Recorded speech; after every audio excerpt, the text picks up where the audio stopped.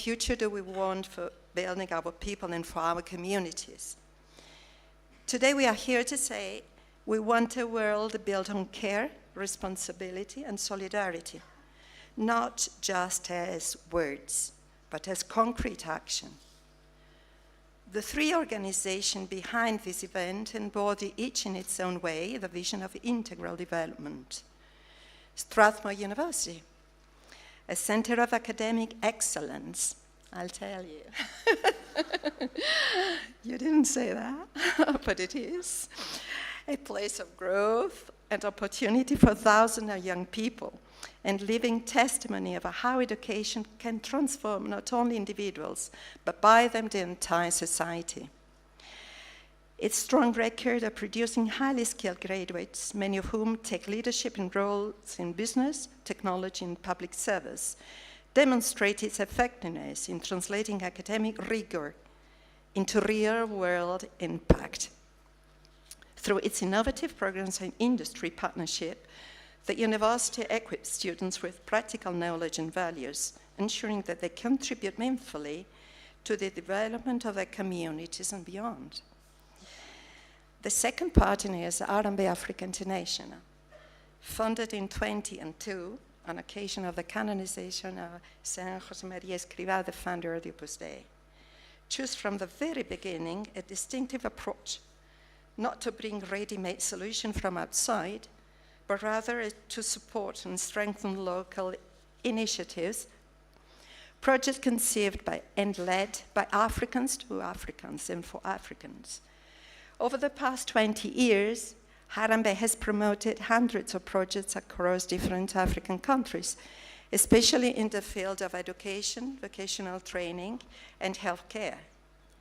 It has helped improve schools, health centers, scholarship programs, and youth entrepreneurship initiatives, all with the same purpose: to provide concrete tools to unlock talent, to spark hope, to transform communities. The very word Harambee, that you well know because it's a Swahili word, it means pulling together, work together. That is truly the spirit that drives the association's work. There is no charity without co-responsibility, no sustainable development without participation. Harambee reminds us that only by joining forces we can overcome obstacles to generate lasting change. But Harambee also wishes to communicate Africa by giving a voice to Africans themselves. These commitments take shape through its International Prize for Communication, an award that has now reached its 11th edition. The next ceremony will take place in October 2026 in Washington, D.C. For those interested in it, further details will be shared during the conference.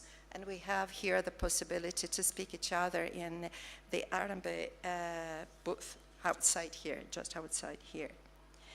This event follows the path of BeDoCare initiative that originated in Rome 3 years ago in the context of the 20th anniversary of Harambee and the preparation of the centennial of the Opus Dei. BeDoCare aims to becoming a hub for networking, formation, and research, to foster impact and capabilities of our organization with an explicit mission of social promotion. In 2024, a major conference was organized in São Paulo in Brazil, with participants from all over Latin America. This event now in Nairobi, the present, represents the launching of BeDoCare in Africa.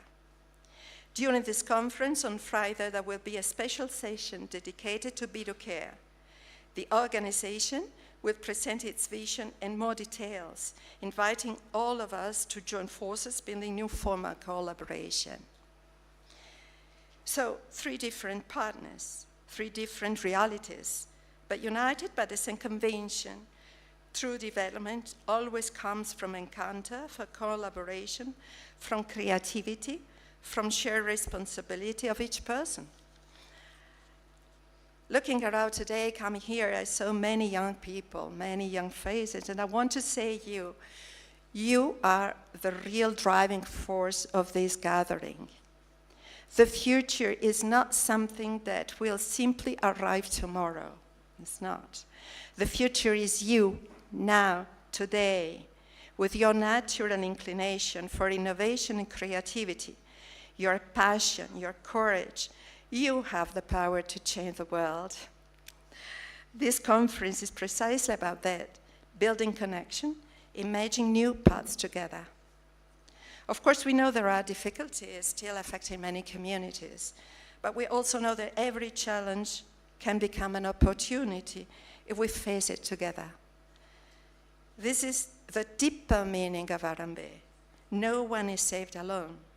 No university, no organization, no individuals can solve today's global problem by themselves. But if we bring together our ideas, talent, strength, then yes, we can truly make the difference. So let me extend an invitation to each of you, to the young especially. Get involved, share your voice, dare to propose new ideas for new challenges. Dear friends, this conference is both a gift and a responsibility. A gift because it allows us to meet, to learn, to grow together, but also a responsibility because from these days something real must emerge, not just beautiful words, but concrete action. Let Nairobi become not only the place where we met, but the symbol of a new beginning. Before closing, allow me to express my deepest gratitude to the organizing team of Strathmore University, starting with Louise, Jolene, Anthony, Michael, and many, many others. Their professionalism and dedication and efficiency have made this gathering possible. So thank you indeed, all of you. Asante sana.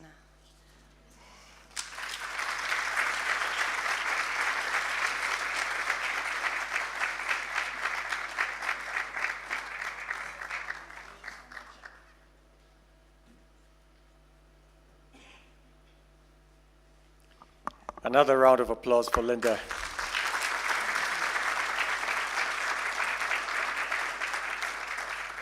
I don't know if you caught the significance of what she said at the beginning of the meaning of Harambee.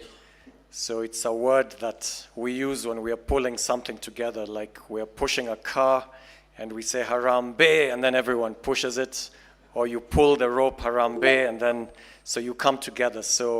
And Harambee is living up to its name. It's bringing all of us together. And as she said at the end, we have to work together.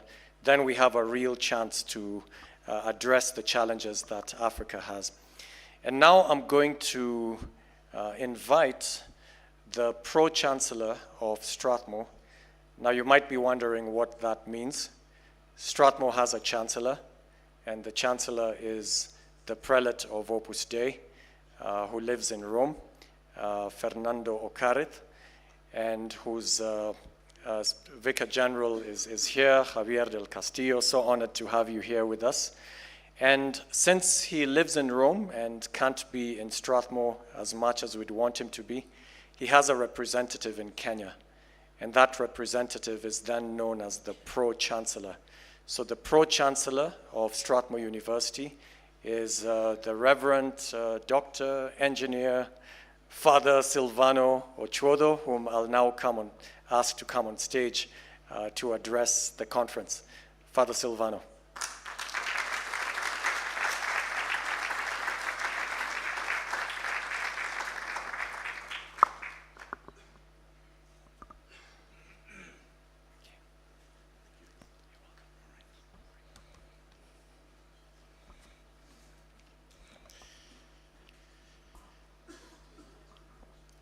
Good morning, ladies and gentlemen. Mine is brief to say, make some remarks around, you could say, the influence of Saint Josemaria in Africa, which really one could say our very presence here speaks to that. Because even as we stand and gather and sit here at Strathmore University, I think we are at a remarkable moment in history, because we are not merely celebrating past achievements, we are participating in a story that is still being written. And we are contributors to that legacy, a legacy that will reach its centenary in just 3 years. As we have heard, and we know very well, this BeDoCare Conference continues the journey that was begun in Rome in 2022, carried forward conference-wise in Brazil last year, and now gathering here in Nairobi as we approach the centenary. When St. Josemaria Escriva received what we could term as an urgent request in 1957 to establish a Catholic university in East Africa, he could have hardly imagined the extraordinary harvest that would spring from those early seeds. Because the story of Opus Dei in Africa began with that radical proposition, one that many of us know so well, that holiness is universal, that every person, regardless of race, creed, or social position, is called to sanctity through their ordinary work and daily life. The very first members of Opus Dei arrived in Nairobi in 1958, and they came with a revolutionary understanding of human dignity that our Vice Chancellor alluded to, challenging even the colonial structures, because colonial Kenya was built on an enforced racial segregation where divisions were not merely social conventions. Divisions were actually legally enforced barriers that shaped every aspect of daily life. Yet, it is precisely into this fractured landscape that Strathmore emerged as an interracial school, boldly, we could say, defying that segregation that surrounded it. And similarly, Kianda College, founded in 1962 under the same principles, declared that the dignity of women transcended all barriers. Both institutions embodied an alternative vision of society rooted in our shared humanity and on the conviction that many of us have heard from St. Josemaria, that there is only one race, the race of the children of God. These seeds were actually never meant to be isolated achievements, but rather seeds carrying the potential for endless multiplication. Like the baobab tree, that mighty African giant tree that begins as a tiny seed and yet grows to provide shelter, gathering space and sustenance for entire communities across generations. Like the baobab tree, the vision behind Strathmore and Kianda was designed to grow and to spread according to the continent's own rhythm and needs. This was St. Josemaria's fundamental insight: organic expansion, initiatives shaped by local needs and animated by local leadership, yet united by one spirit: the recognition that every human being is called to discover God through their daily work and relationships. That success, if we could talk of success in Kenya, opened doors like a gentle breeze carrying seeds to fertile ground. Nigeria welcomed Opus Dei in 1965, followed some decades later by the Democratic Republic of Congo, Cote d'Ivoire, Cameroon, Uganda, and South Africa. And each arrival was an invitation. Local hearts, we could say, recognizing in St. Josemaria's message something that resonated with their deepest aspirations. Today, that horizon continues to expand. Tanzania, Ghana, Rwanda, Angola, Liberia, among others, are knocking at the door.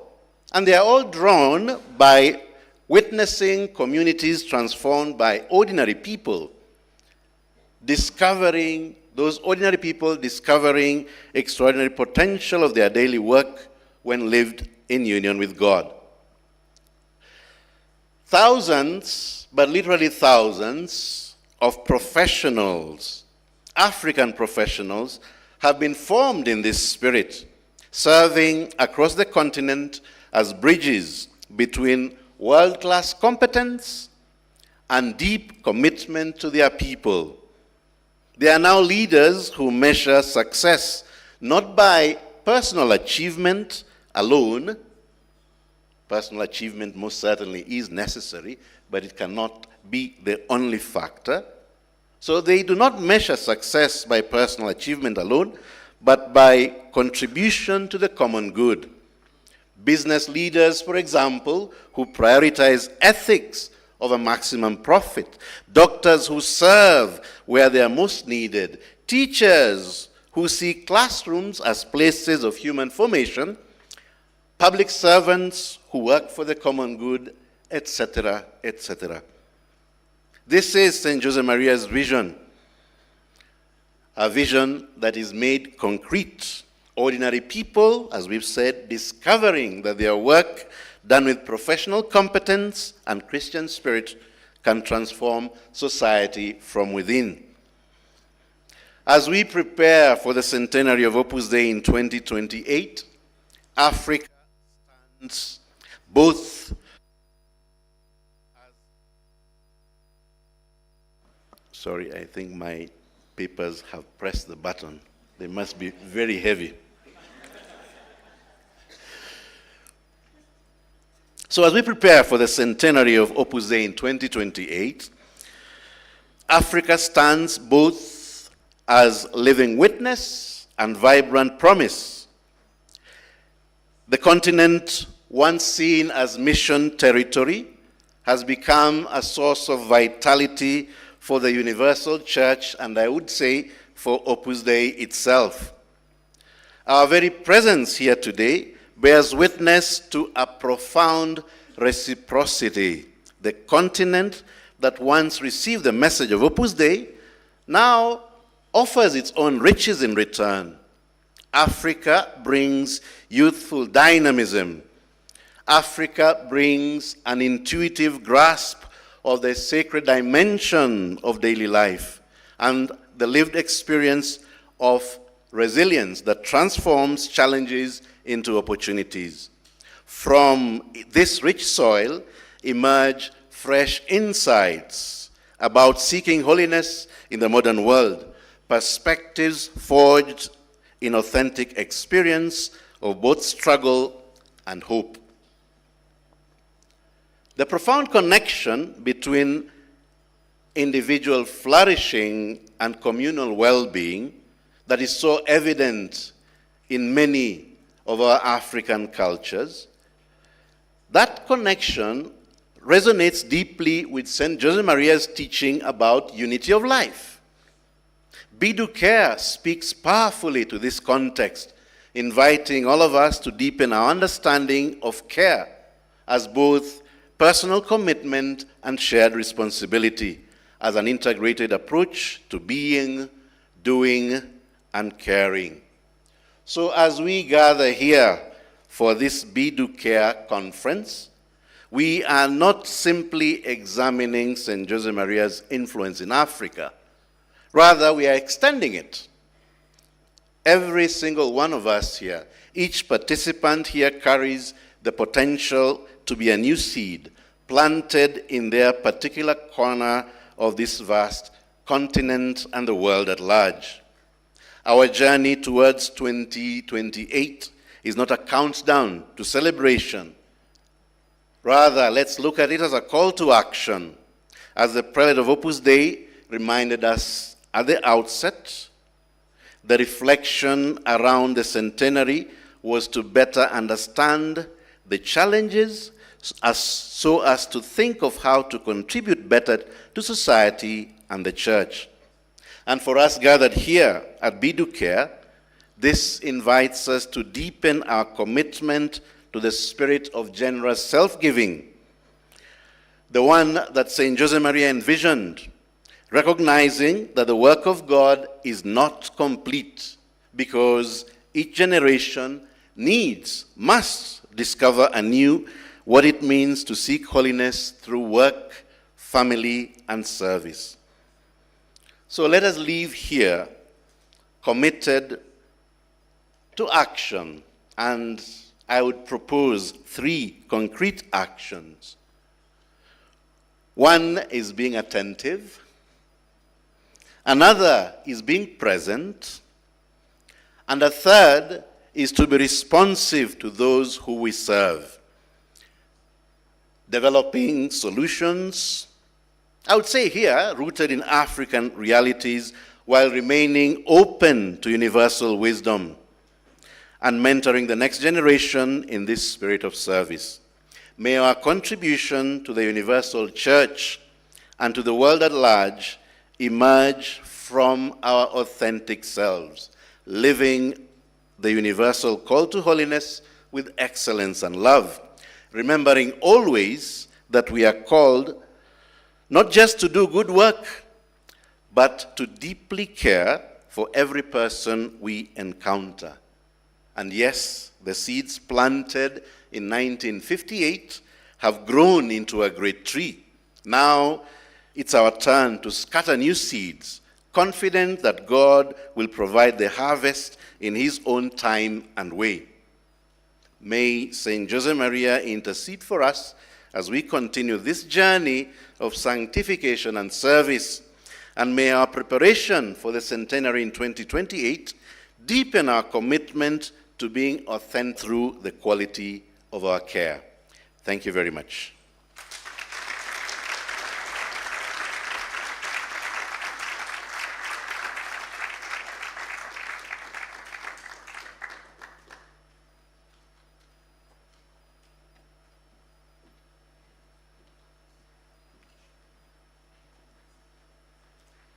Thank you very much for those welcoming remarks.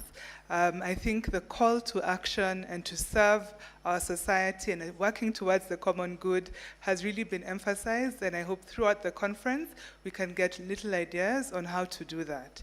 So before we invite our keynote speakers, we would like to experience a little bit of culture here in Strathmore University, and our band is ready to provide us with 1 or 2 numbers that speak towards some of the music we listen to. So Karibu Band, and we can give them a round of applause.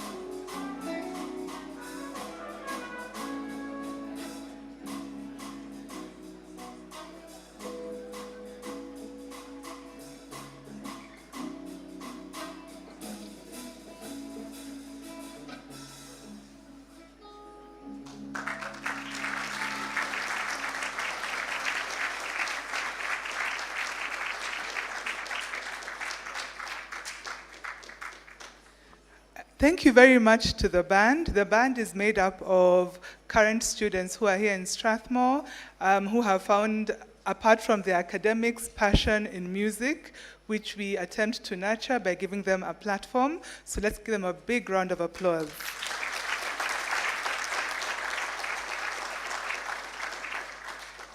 And now we are here to start our journey of ideas. And to begin with, we look boldly into the future and see, in Africa, what challenges can we prepare for?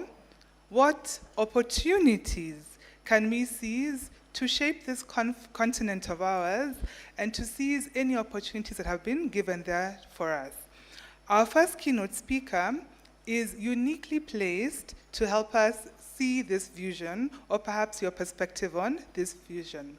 Mr. Francis Okomo Okello, who is the non-executive chairman, TPS Eastern Africa, and former chair, Absa Bank Kenya, a forward-thinking governance strategist, an author, seasoned board leader with a keen eye for sustainable growth.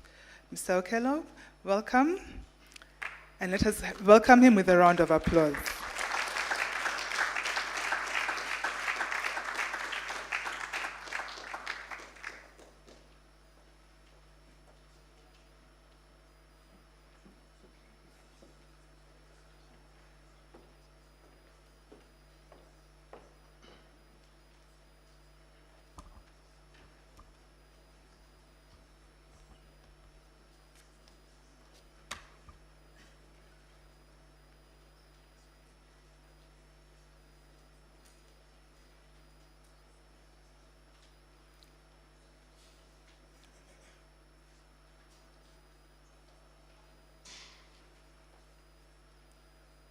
Good morning. Good morning again. It is such a pleasure for me to be here this morning. And this event reminds me of some of the activities that we've had actually in this same auditorium while getting engaged in the thought leadership space in the context of the development discussions around development challenges, leadership challenges in the continent. So it's really a very, very pleasing moment for me to be here. I will, with your indulgence, adopt the protocol statement that was shared with us at the beginning, but in doing so, recognize the excellent work that is being done by Harambee Africa International as really the initiator of this initiative that we are participating in, and also recognize the tremendous amount of work that has been put in by the Strathmore University team as the host. Thank you very much. Thanks to the Harambee Africa International and the Strathmore University for this kind invitation for me to be a part of the BeDoCare 2025 conference in Nairobi. I will be addressing you on reimagining Africa 50 years hence. I've taken the poetic license to change the title of this conference slightly, if I may. I would rather have it as opportunities and challenges rather than challenges and opportunities. The underlying reason being that this way, I think we are projecting a more optimistic approach to the conversation. So I think my emphasis will be to start with the opportunities and then follow it with challenges, and not the other way around, if I may be allowed to do so. This conference is taking place at an important point in Africa's, and by extension, the world's history. It is a time when Africa is struggling to reposition itself. It is at a time when we are witnessing a trend in which nation states are increasingly becoming insular. It is at a time when we are witnessing a situation in the world, a world that is led by Trump's USA, where we are seeing a converse of what we have been used to, which is living in a world that is interconnected, living in a world that believes and practices multilateralism.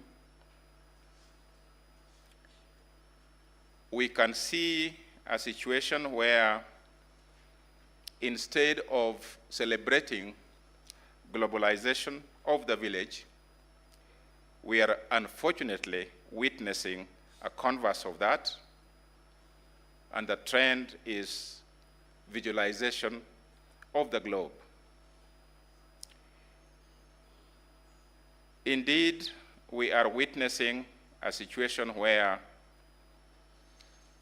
forced by domestic challenges and pressures, nation states are increasingly becoming insular, as I said, and unilateral in their approach and perspective to critical global issues.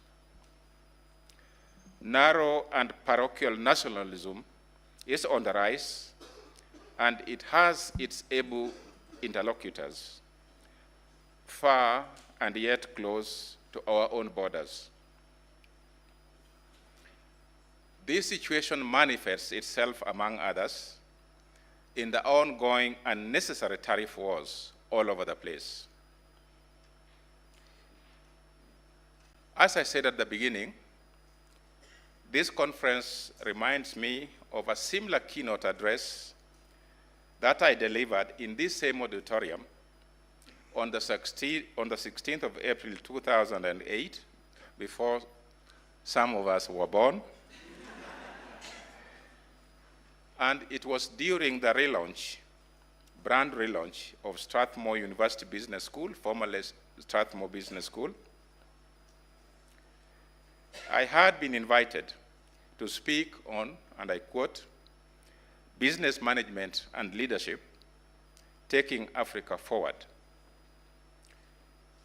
This was at a time when the continent was being relegated in such cliche type of descriptions as Africa is rising, Africa is poised to take off, Africa as the next investment frontier, Africa is in the verge of economic takeoff and being a pole of global growth, and Africa is at the tipping point, etc., etc. Flattering as it was, some of us felt that the situation may not be that glossy, and that as a continent we had some heavy lifting work to do before we could realize even a fraction of these lofty descriptions. The descriptions were given potency by, among others, the various World Bank reports, the various PwC reports, and various reports on Africa by McKinsey Global Institute, including their 2010 seminal report titled, and I quote, Lions on the Move, the Progress and Potential of African Economies, unquote. For background context, I will be referencing some of the thoughts which I had shared regarding Africa's development trajectory at the time. The conversation about Africa's development trajectory 50 years hence has to start, in my view, with a conversation around the need for us to reposition Africa and actually to rebrand it. As I have mentioned, Africa is struggling to reposition itself, and Africa should equally be struggling to rebrand itself in a world that is fast shrinking into unilateralism. As part of the struggle, Africa has to leverage its resources encompassing the 6 capitals, namely natural capital, manufactured capital, social and relationship capital, human capital, intellectual capital, and financial capital. Equally, Africa has to reassert itself in the global stage.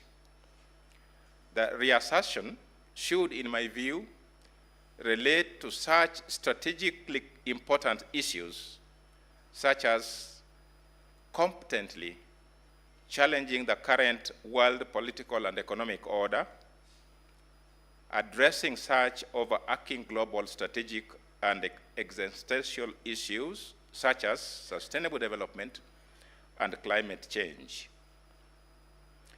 A ready example that one would refer to here would be Africa's assumption of leadership in the World Trade Organization, the G20, and its associated business platform, B20. The fundamental question should therefore be, how should the continent organize itself ahead of the 2063 to influence the global trends to work in its favor, given such cosmic factors as I share with you below here. In my view, the conversation should not really be so much about such peripheral or non-consequential issues as the size of Africa, as mapped by the 16th century, as marked in the 16th century by Gerardus Mercator, but should be, for example, about what is it that we are doing or should be doing collectively to improve Africa's development trajectory by, for instance, addressing such critical issues as quality management and leadership in both public and private sectors. In the keynote address that I talked about earlier, I had signaled management and leadership as the condition precedent to Africa's meaningful economic development.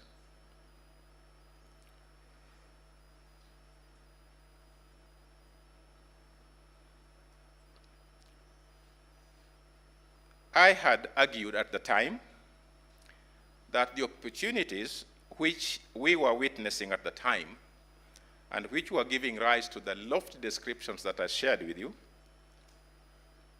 were as a result of a natural cyclic rhythm aided by such cosmic factors as mineral wealth, availability of arable land, demographic dividend generated by the bulging youthful population, and geostrategic positioning.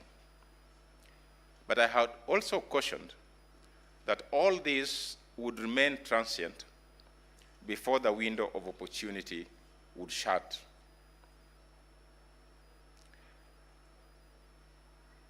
Africa is blessed in many ways. We have many opportunities, and I see the following as being some of these opportunities which Africa is bestowed with. One is the abundant natural resource endowment, which provides significant investment prospects, greatly enhanced by the rapid technological advances in, for example, the mining industry. We are witnessing expanding regional markets following the emergence of regional trading blocs, whether we are talking about the East African Community, ECOWAS, COMESA, and etc. We are talking about a youthful and educated population which supports the emergence of a robust middle consumer class. Whether we apply the African Youth Charter in defining who a youth is, or whether we apply the United Nations statistical definition as defining a youth is, let us take, for this purpose, the UN definition, which pitches the age bracket for a youth as falling between 15 and 34 years. Even when we take that, one is talking about a very, very young population. Africa's population is currently estimated at 1.5 billion people. Projections have it that by 2063, we will be at about 2.8, between 2.8 and 3.2 billion. But within that population, we are talking of 65% as being youth in terms of the definition that I've shared. What we do with this dividend will very much depend on our capacity and ability to align the youth factor to opportunities in terms of what it is that this youth factor can or should do in terms of their participation in Africa's economic development. There are other positive indicators, and I'll just take two. The GDP growth and the foreign direct investment flows. Without going into detailed statistics, the trend is upwards. It is estimated that in 50 years, GDP growth in Africa will probably multiply 3 to 5 times the current rate, which is really about 2.86 trillion US dollars, according to the World Bank reports.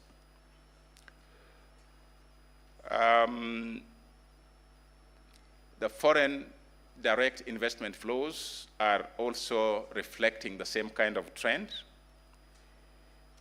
And the picture continues to remain pretty optimistic in my view. We are doing fairly well when it comes to democratic governance. Gone are the days when Africa was replete with coups and coups and counter coups. We are witnessing increasingly more cases of peaceful political transitions. Malawi is a case in point. Botswana, Uganda, Kenya, Rwanda, Tanzania, Ghana, Nigeria, South Africa. Africa is demonstrating that it's possible to have regime changes without necessarily having turmoil in our jurisdictions. Of course, it's a mixed kind of situation. We still have pockets of coups and military coups at that. Sudan is not a very happy state. Mali, Guinea, Burkina Faso, Niger, and Gabon. We are witnessing greater diversification in our manufacturing and services sectors, as well as accelerated rate of industrialization.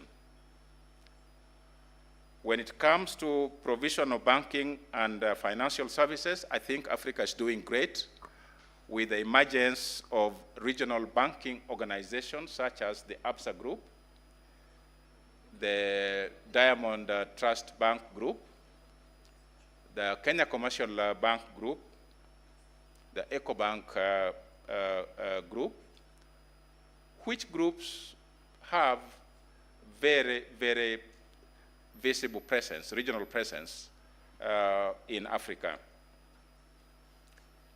Infrastructure development is improving. I will talk about that a little bit more later. And the quality of education is also not doing badly. Even though I have concerns personally about the dominant STEM mindset, where it is assumed that all students should be undertaking science-oriented courses. I think this is wrong.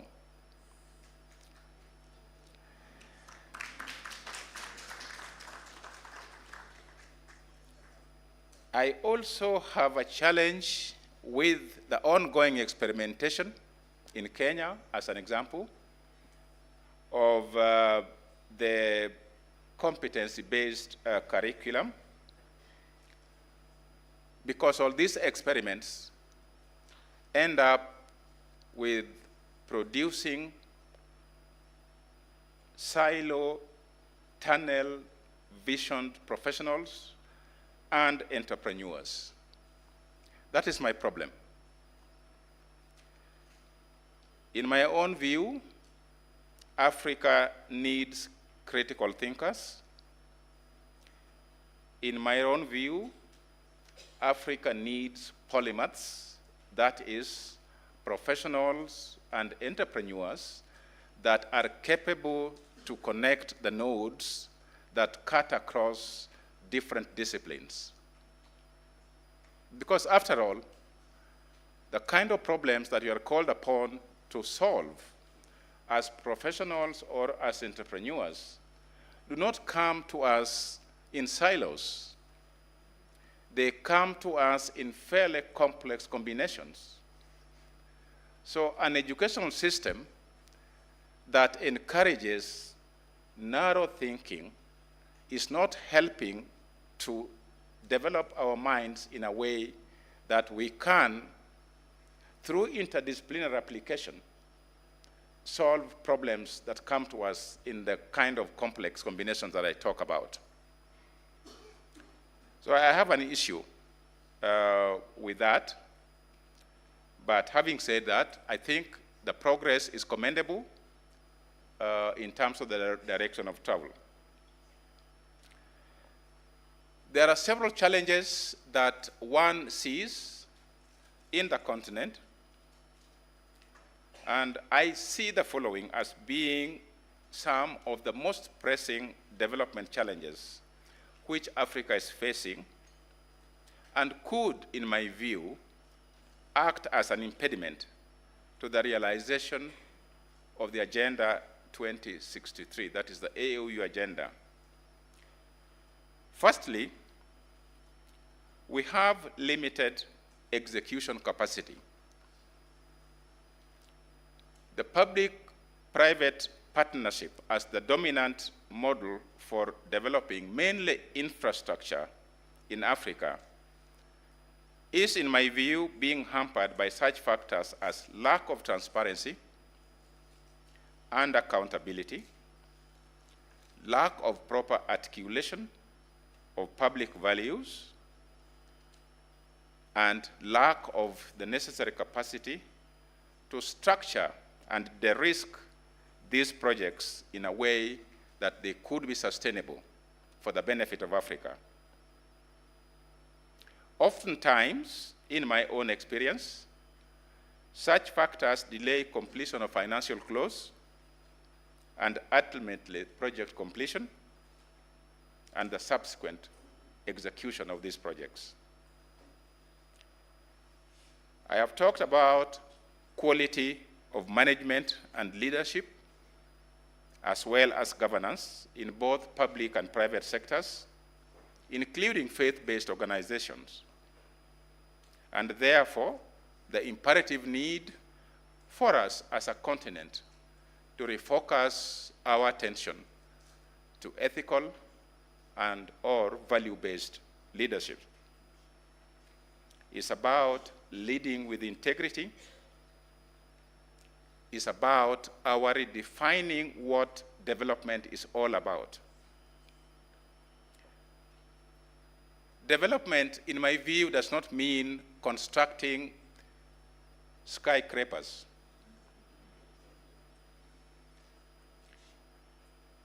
The purpose of development, and I'm quoting here from the 1974 Kokoyok Declaration on multifaceted nature of human development. Allow me to quote this in extenso. The purpose of development should not be to develop things, but to develop human beings who have basic needs, namely food, shelter, clothing, health, and education. Any process of growth that does not lead to their fulfillment, or even worse, disrupts them, is a travesty of development. Africa must get its priorities right. Development has to be human-centered. Development must speak to the human needs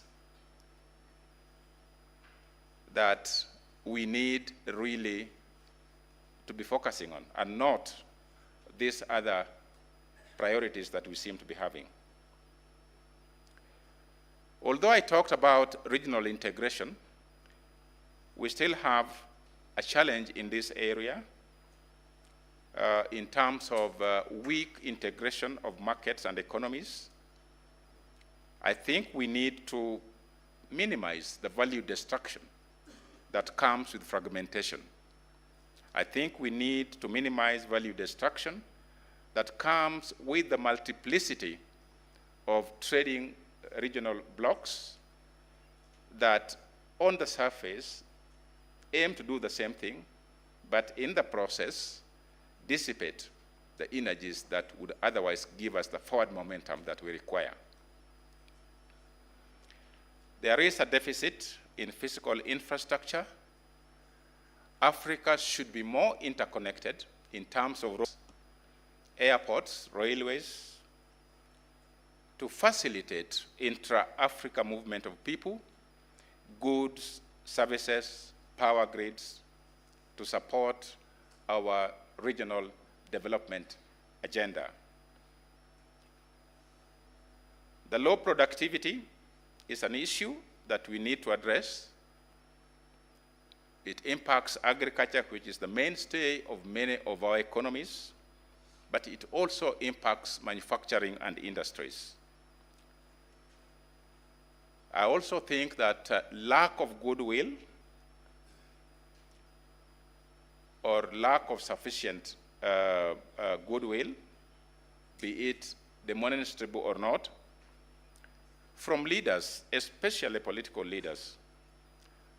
We have a situation where important institutions like the African Union, whose agenda is the focal point of our conversation this morning, is year in, year out underfunded. The African Continental Free Trade Area as an agency of the African Union, one of the most important agencies of the African Union, is suffering the same way in terms of underfunding. Nearer home, the East African community has a challenge in terms of funding. So I think we need to rethink our commitment as a continent in terms of how best we need to support these institutions that will facilitate the growth that we desire to see in the continent. A little focus on the 2063 agenda, that is the African Union agenda, as the rallying point and providing a framework for Africa's economic development and growth into 2063 is an important point that I think we need to spend some little time on. I believe that it is out of the recognition that we have certain organizational and policy challenges as a continent that this agenda was developed at continental level and adopted, as it were, by member states in 2015. It provides a strategic framework that principally aims to reposition Africa as a dominant player in the world stage, so as to attain the Pan-African vision of, and I quote, an integrated, prosperous, and peaceful Africa, driven by its own citizens, representing a dynamic force in the international arena, unquote. The vision is to be realized within 15 years period, that is between 2013 and 2063. And the central pillars of this vision include, as you'd expect, regional integration in terms of markets and economies, people-centered development, gender equality, youth empowerment, and delivery of inclusive and sustainable development in Africa. When one looks at the charter in terms of, looks at the agenda in terms of the flagships, I think the establishment of the African Continental Free Trade Area comes very high up in the priority list. This agency is a critical agency because it aims at accelerating intra-African trade. It aims to boost the continent's trading position in the global marketplace. It aims to create a single market for goods and services within the continent, and thereby promoting industrialization, economic growth as well. On paper, this agency remains the largest free trade area in the world when referenced against the number of participating member states. We are talking of 55. I have some frustrations about the African Continental Free Trade Area. I've talked about the underfunding challenge, but I also worry about the slow pace at which this agency is moving in terms of actual realization of the objective that it was set for. I know that there are logistical challenges that hamper the pace at which this agency could move.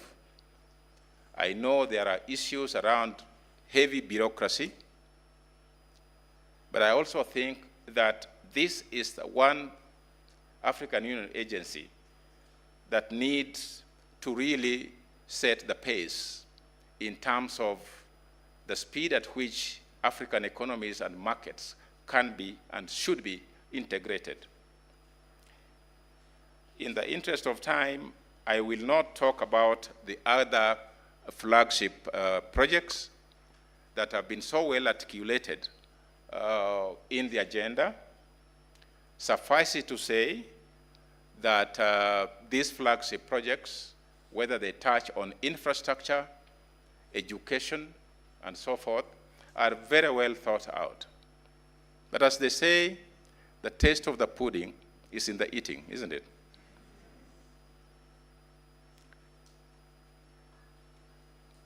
I have taken a risk of trying to assess very candidly as I can, on how we are performing to date as we approach 2063. I have talked about the Africa Free Continental Trade Area, I need now maybe to talk about leadership and management, where I think there is good progress. Forward-looking institutions, including business schools such as Strathmore Business School and Strathmore University, by extension, are doing a splendid job in terms of preparing talent in leadership and management. Lagos Business School stands out. Gordon School of Business in South Africa stands out. University of Cape Town is an institution that we are all proud of. The African Leadership Academy in South Africa, I think, is doing a great job. So I think, in general, we are addressing the quality of management and leadership fairly robustly, given the limitations that we have in terms of resources and so forth. We are doing equally well when it comes to physical infrastructure.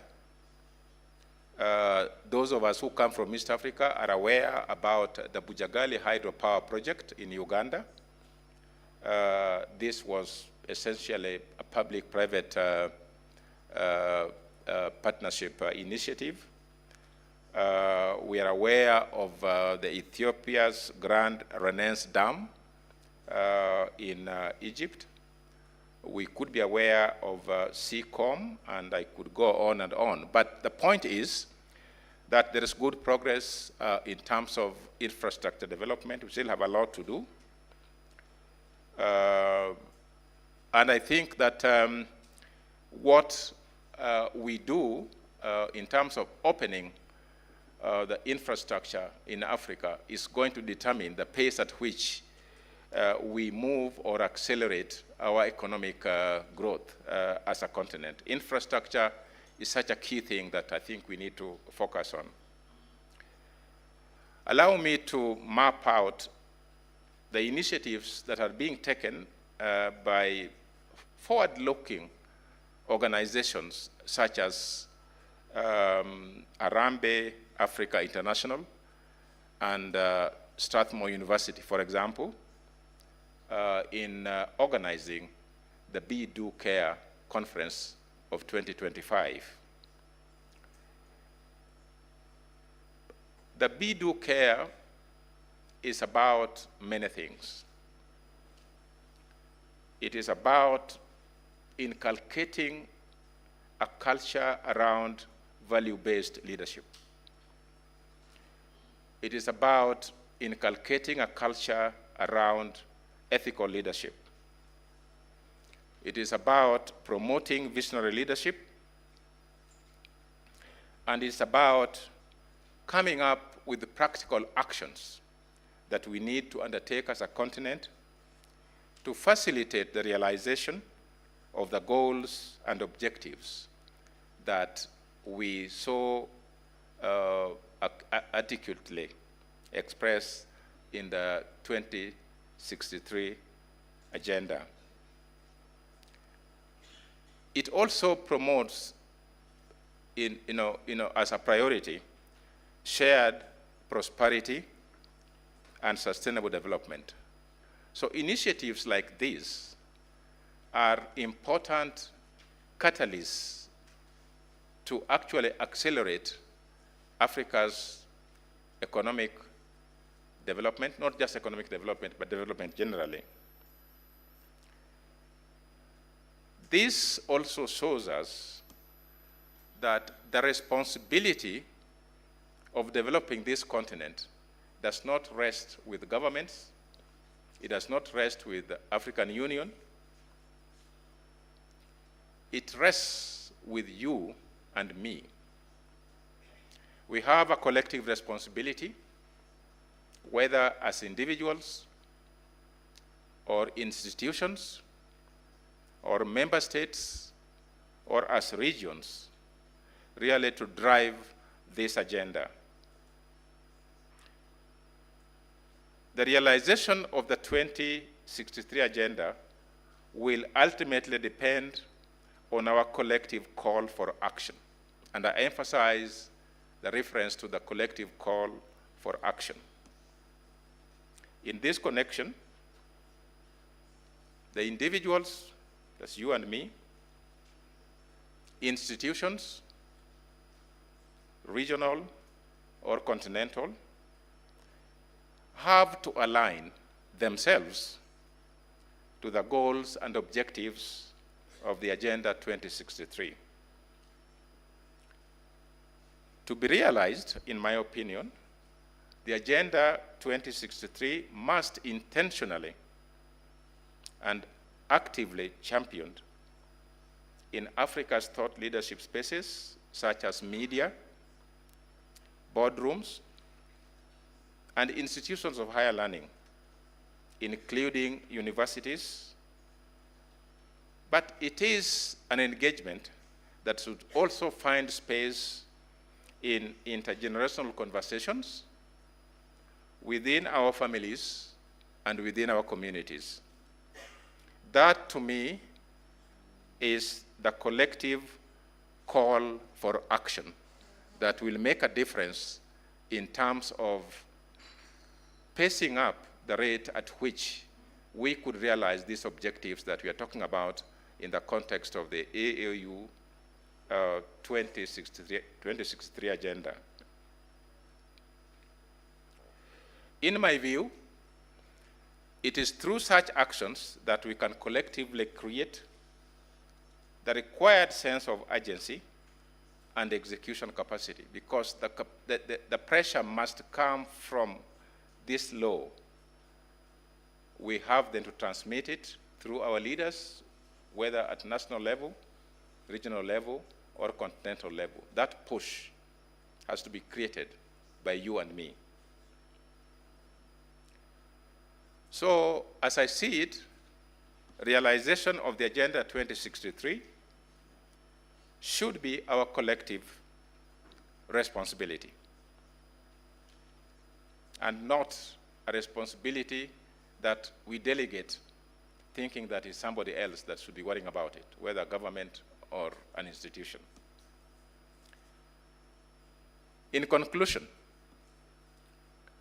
I would like to thank you for listening to me and giving me an opportunity to share with you some of my thoughts regarding this critical subject of reimagining Africa 50 years hence.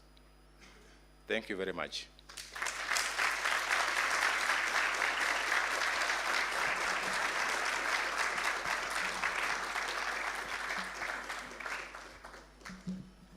Thank you very much, Mr. Francis Okello. Thank you for challenging us, for drawing our attention to the fact that the challenges that we face are complex. We need to embrace the idea of being polymaths and seeing how we can tackle these issues. You've also highlighted the need for us to appreciate the realization of the values that are so necessary for our culture, for our development, and not just look at development as building skyscrapers. Ladies and gentlemen, I would wish to invite you into this dialogue, this conversation, and for that, we will invite and entertain 2 or 3 questions. We have a team that is standing with microphones. Should you wish to post a question or a comment to Mr. Francis Okello, please raise your hand and the team will bring the mic to you. We request that you be brief, introduce yourself and your organization, country. Post your question or comment as briefly as possible. We'll take them in batches of 3. Therefore, you're all welcome. Any questions, please raise your hand. Our ushers in the white t-shirts will bring the microphone to you. Question, comment? There's a hand there, and the second hand there. So we'll take them in 3s, then we'll invite Francis to answer them. Thank you. Go ahead.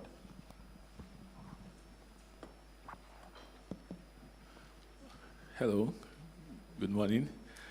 Well, my name is Wilfred Dieke, and I represent my organization, Educational Cooperation Society. Well, this keynote address has brought really to, it's more of a comment than a question. To my knowledge, the African Union, you could say, Agenda 2063. In the space where I work and with those that I do things with, there's this strong push for the Sustainable Development Goal and the UN and the EU agendas. However, this African agenda as such has not really been articulated well. I could say really among the youths, among those that I deal with, and even myself. So I think it's something, I was just noting, you could say a action points and key points to bring up this discussion, as you've said, in families, within conversations where you find yourself, where I find myself really. I think it would do a lot of good knowing them, articulating them. Then we could now have people that would champion them as such. So thank you very much for this keynote. Thank you. Thank you very much. Thank you for that comment on Agenda 2063, the articulation. Second pair of hands, I can see two hands on that side.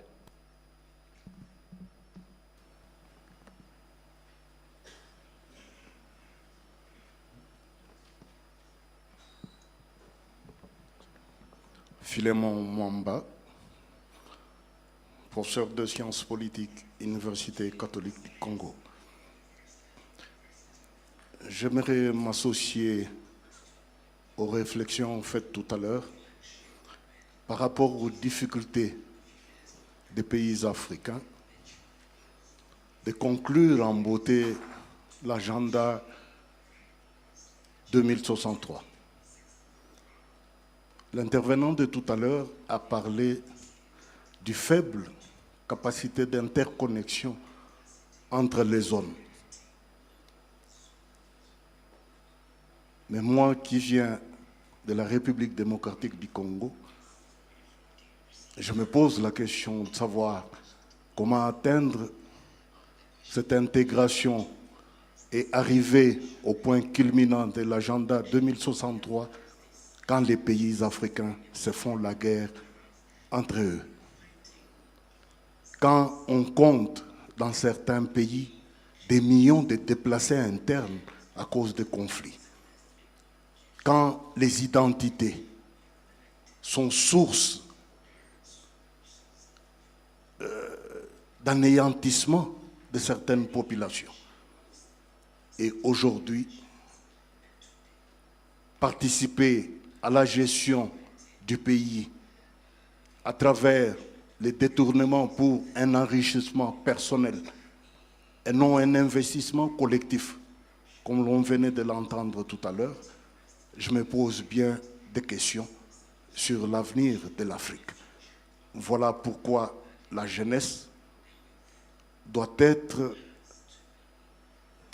ce nouveau levier qui peut nous aider à dépasser ce que nous sommes aujourd'hui.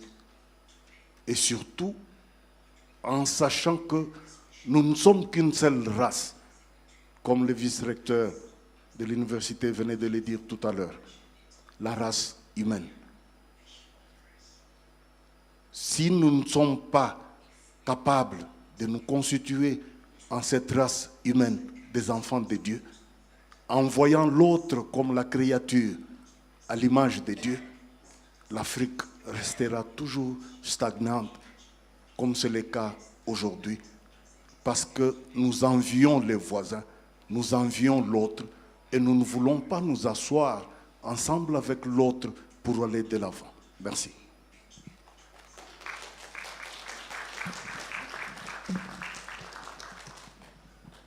Yeah, thank you, Philemon, for that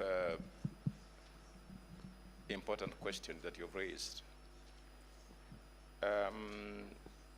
Civil unrest across the continent is an issue that should be preoccupying all of us. The flagship projects in the context of the African Union includes actually the objective of silencing the guns.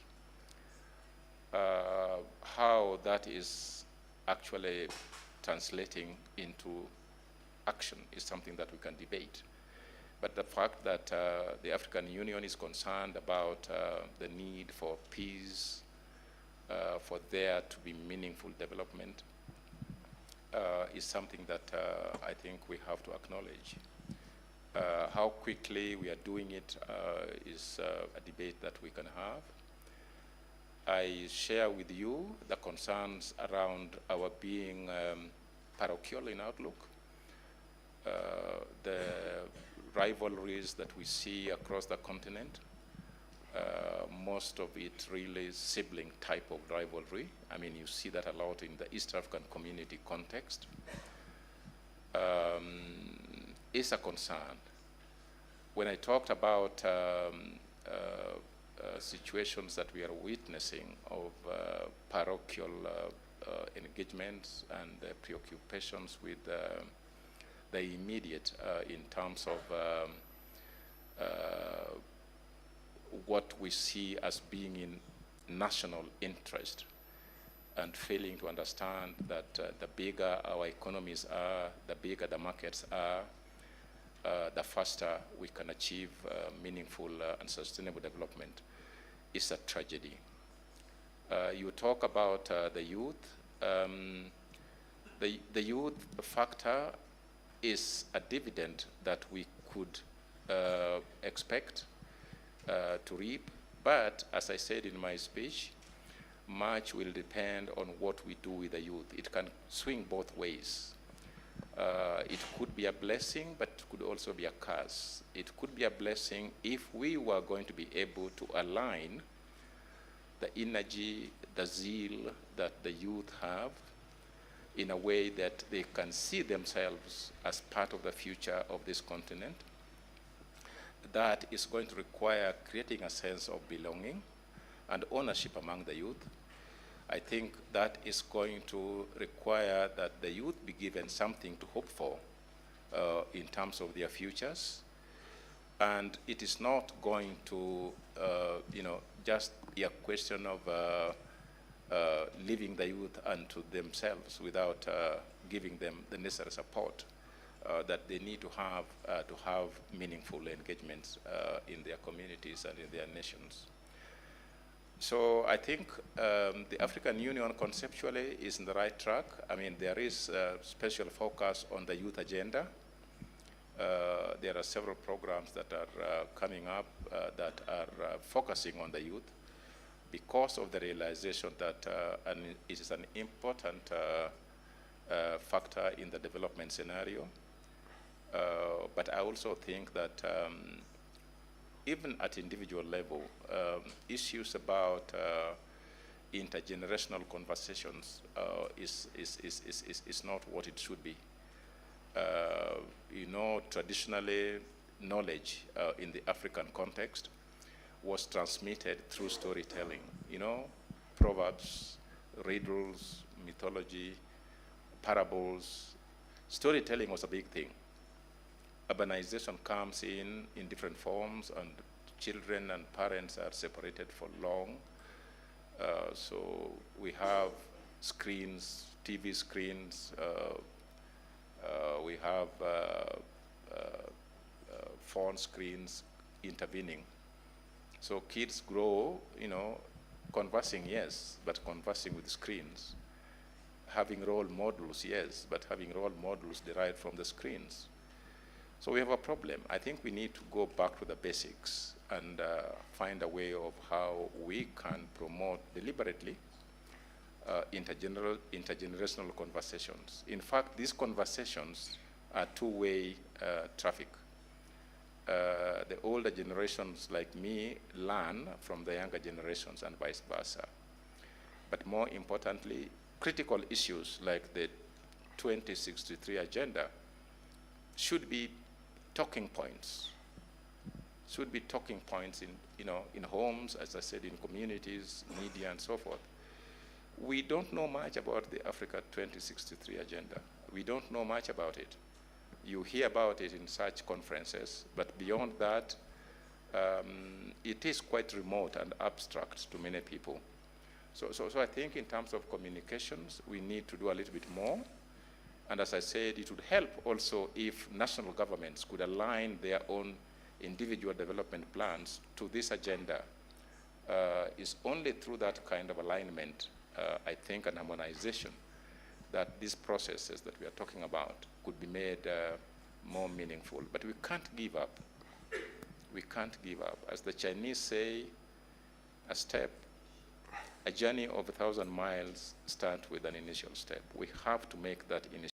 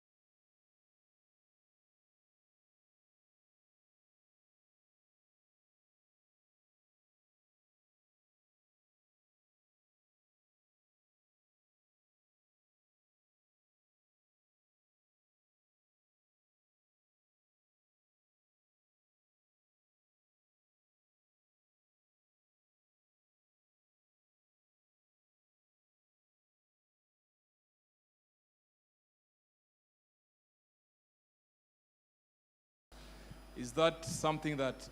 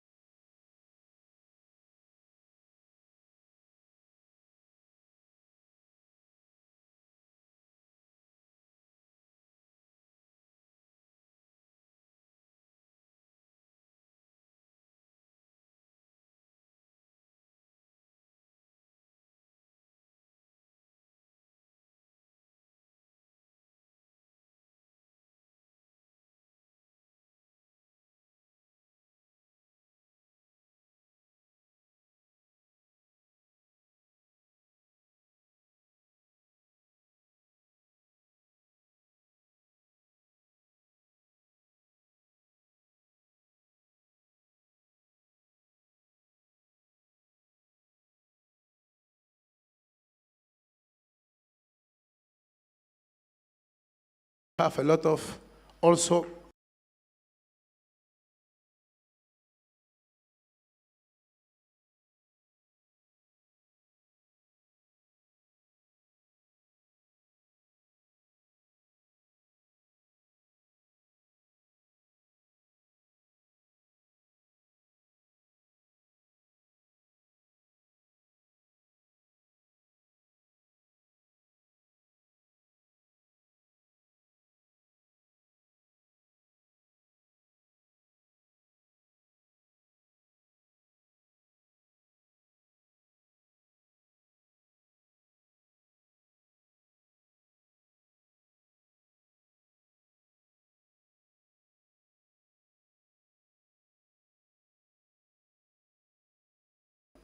in terms of the conversations that we need to have as a continent. I agree with you that I think we need to be more proactive and organized in terms of how we participate in the thought leadership space. I agree with you that I think we need to develop, if you like, synergies in terms of how this can be done. It is only then that we can have the impetus and the scales that we need.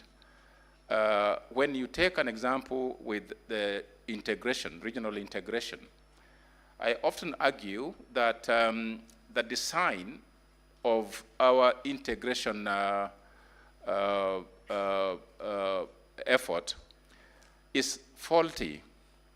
It is faulty because it is left to the politicians to drive.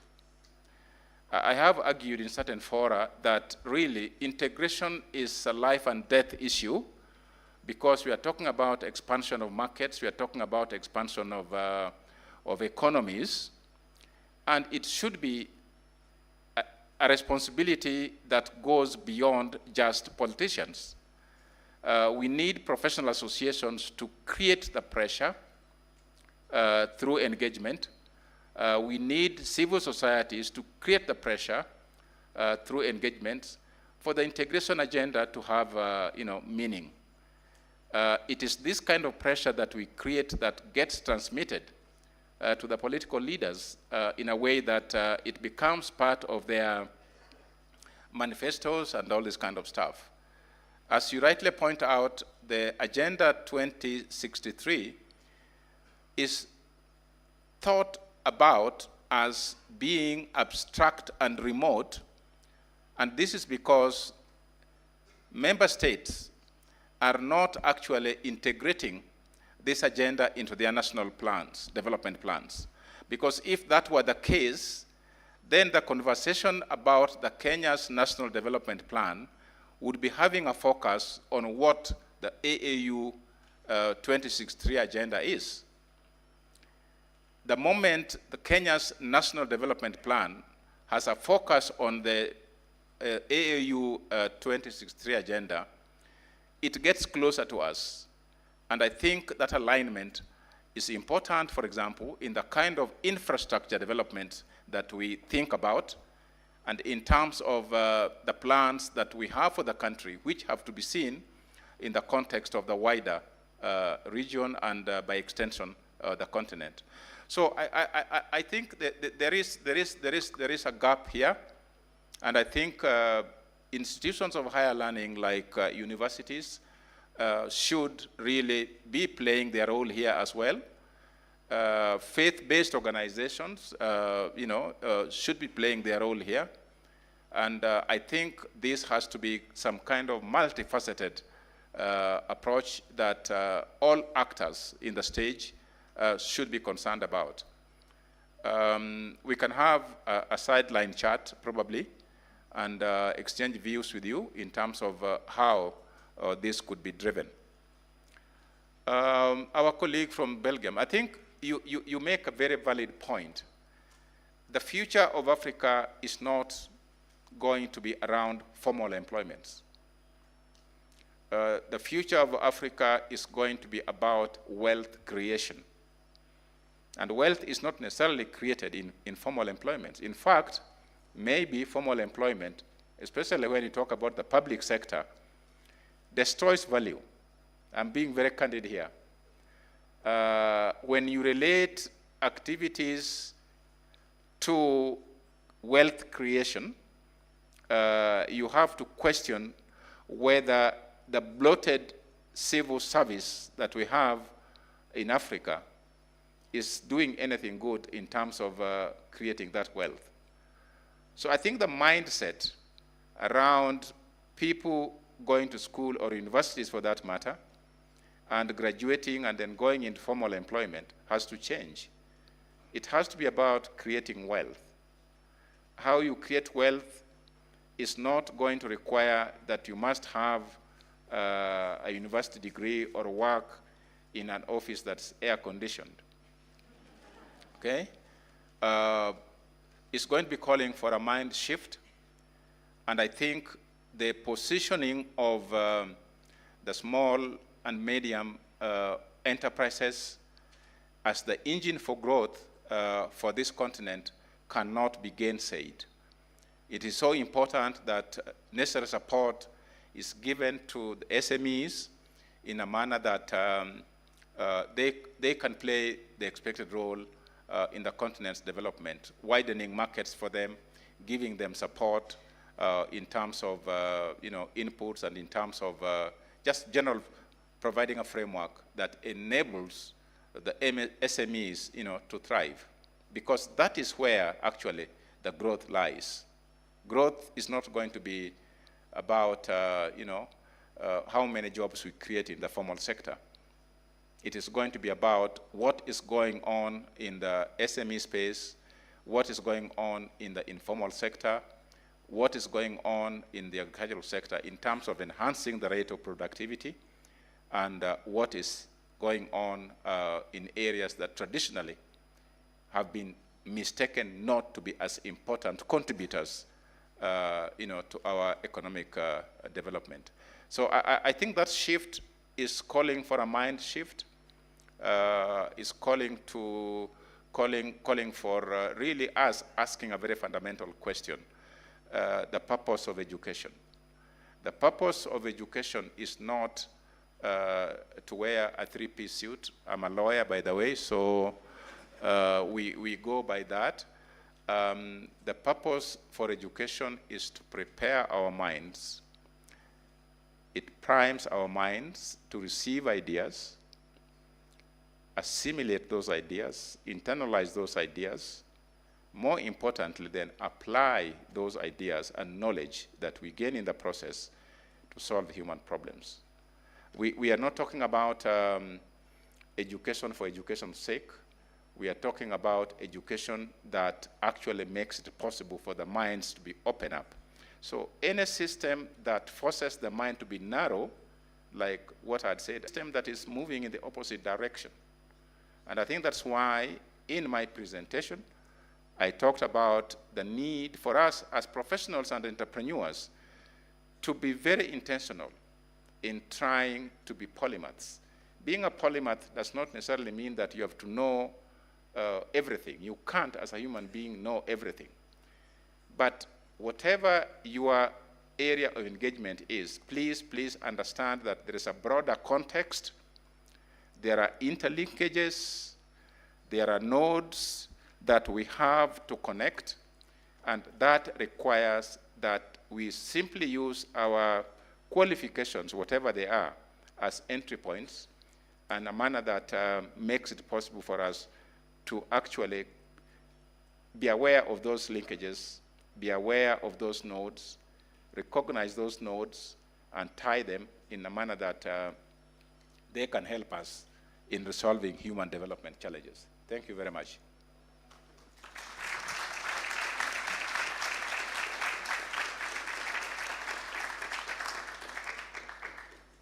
Thank you very much, Mr. Okello. I will request that you remain on stage so that we award you a token of our appreciation. We have taken up the challenge and appreciated what you have told us in very many ways and in very clear words, reminding us also that the problems that we'll face will not come in silos, but in fairly complex combinations. And also thanks for resonating with this conference, reminding us that development has to be human-centered. I will invite the Pro-Chancellor, the Reverend Dr. Father Silvano Chuodo, to award you with a small token of appreciation on the stage. Mr. Okello has been working with us in advisory board of the business school, and in line with his diamond mind, his questions can be very challenging. You appreciate your thought, your insights, and your experience. Asante sana. Kindly give him another round of applause as he receives a gift.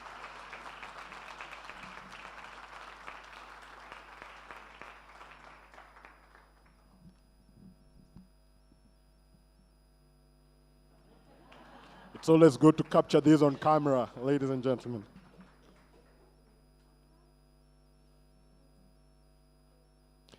Thank you very much.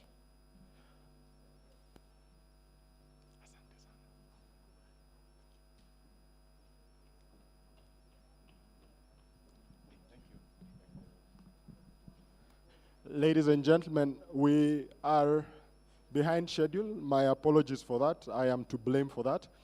We have a tea break that is coming up. As we proceed to the tea break, I would wish to just make one or two announcements. We have been distributing water in bottles in our attempt to be as sustainable as possible as a university. We have the crates to the sides of the auditorium, and our ushers who are in white are ready to help us, can assist in passing on the bottles to the crates. As we proceed for tea, I would want also to help you appreciate what will happen in the evening. Going to the evening, we have wonderful sessions that are coming up after tea. The session that we'll have will be here. I will have to somehow truncate your tea break. Please forgive me for that once again. In the afternoon, when we'll be having two sessions, we will have the first session here that will be running concurrently. The session on universities as engines of social and educational development will happen here in this main auditorium. The parallel session on overcoming educational barriers in low-income communities will happen in the Microsoft Auditorium, which is in the Sir Thomas More building in the lower ground floor. The Sir Thomas More building is in that direction, an imposing structure, so you'll be able to get there. Depending on the session you'll attend in the afternoon from 2 p.m., please note, session 1 will be here. The other session will be in the Microsoft Auditorium in the lower ground floor. We would want to give you a sneak preview for what we'll be screening in the evening. It will be a one-hour documentary by Salim Amin, who is a son of the late Muhammad Amin. Muhammad Amin was a most epic photographer whose work highlighted to the world the devastating famine that was happening in Ethiopia. Salim will be joining us for the film of the documentary. And so what we have here is a sneak peek into what is awaiting us. The documentary will be called Live Aid. So these are 3-minute preview of the documentary, and then we will be free to go for our tea. I will be dictatorial to request that we be done with our tea in 20 minutes at most. Please play the documentary. Thank you. The preview, rather.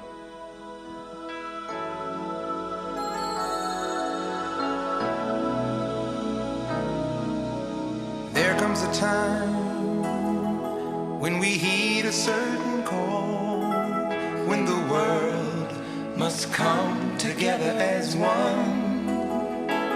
The song, the effort, the cause, it was meaningful. It was actually meant to be, how do we give back with all that talent? What do we do with all that fame and power? And we decided to make a country out of ourselves, and it worked. Now the task is how to corral all of these artists and get them in a place that would be convenient for them to make this recording. God's great big family, and the truth, you know, love is all we need.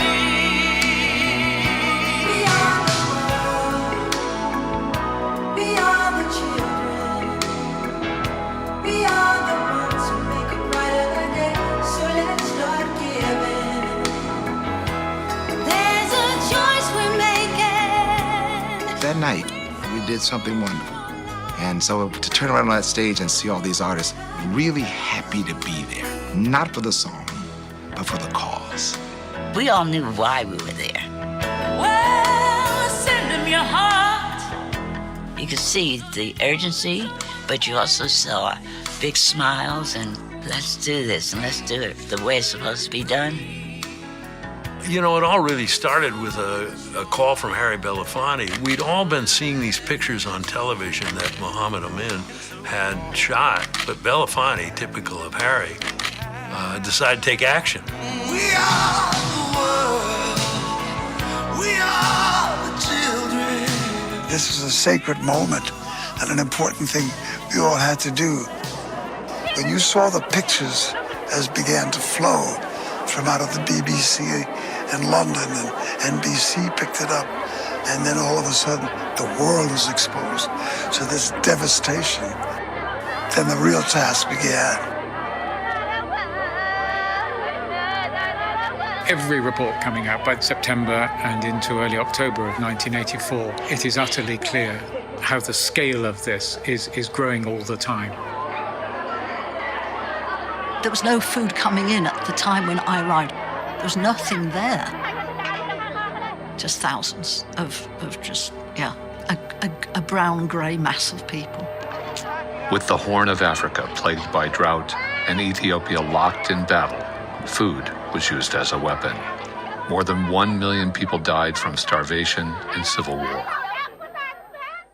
Inspired by an unprecedented report from the BBC, musicians Bob Geldof, Midge Ure, Harry Belafonte, Lionel Richie, and Michael Jackson initiated humanitarian efforts, including Band Aid, We Are the World, and Live Aid.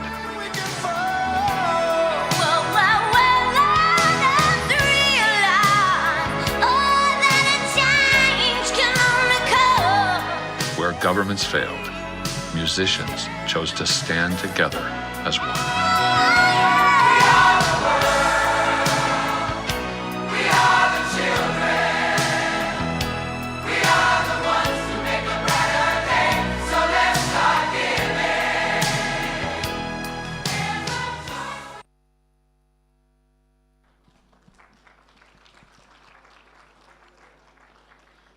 So, ladies and gentlemen, that is a sneak preview of what we'll have in the evening. As you're going for tea, please note that we come back in 20 minutes because we'll be having a riveting session with Dr. Julie Gishuru on telling the African story. I therefore urge you to please make the effort and the time to be back for that session. Enjoy your tea break, ladies and gentlemen. Thank you. Our tea break is in the tent that is behind this auditorium. Next to Graduation Square, there will be a tent to my right.